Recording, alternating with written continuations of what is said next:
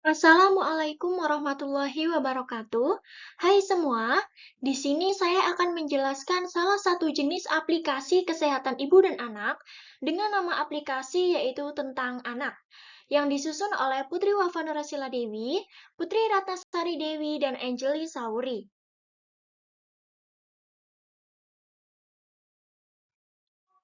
Dengan topik pembahasan yang pertama, manfaat dari aplikasi tentang anak, yang kedua, konten yang ada di aplikasi tentang anak, dan yang ketiga adalah kekurangan dan kelebihan dari aplikasi tentang anak.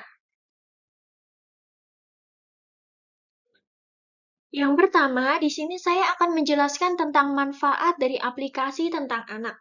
Berdasarkan gambar yang sudah saya lampirkan, tentunya teman-teman pasti sudah mengetahui betapa banyaknya manfaat yang akan kita dapatkan dari aplikasi tentang anak tersebut.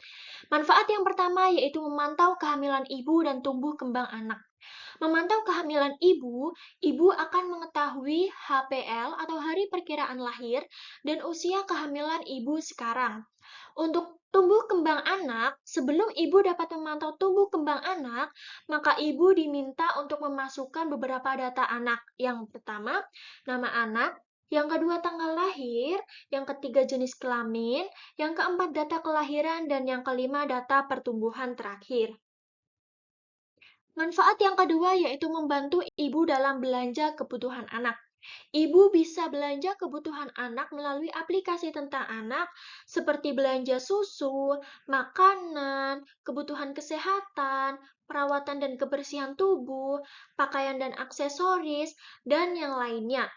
Selain itu, ibu juga bisa belanja kebutuhan anak sesuai dengan umur anak, seperti belanja sesuai umur 0 sampai 6 bulan, 6 sampai 9 bulan, 9 sampai 12 bulan, dan seterusnya.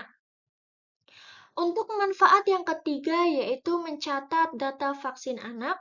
Yang keempat yaitu sumber ide resep untuk membuat MPASI, BB booster, finger food, dan yang lainnya.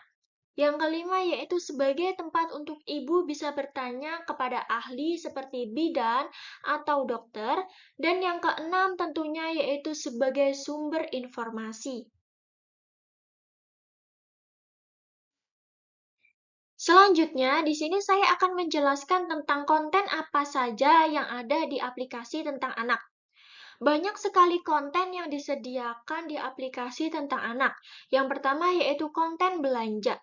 Seperti yang sudah saya jelaskan di sebelumnya, bahwa di konten belanja ini ibu dapat belanja kebutuhan anak dan kebutuhan ibu.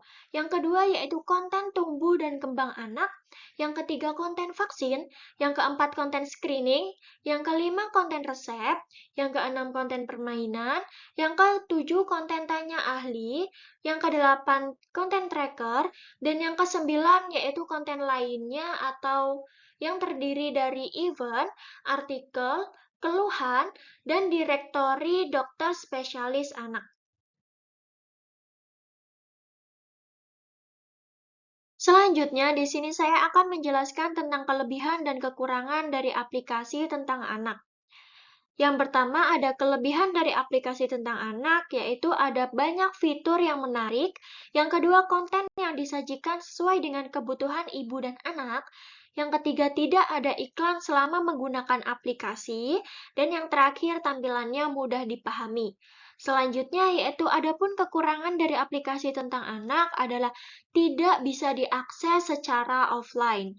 Seperti gambar yang sudah saya lampirkan, ketika handphone kita berada dalam keadaan offline, maka tampilannya seperti gambar yang sudah saya lampirkan.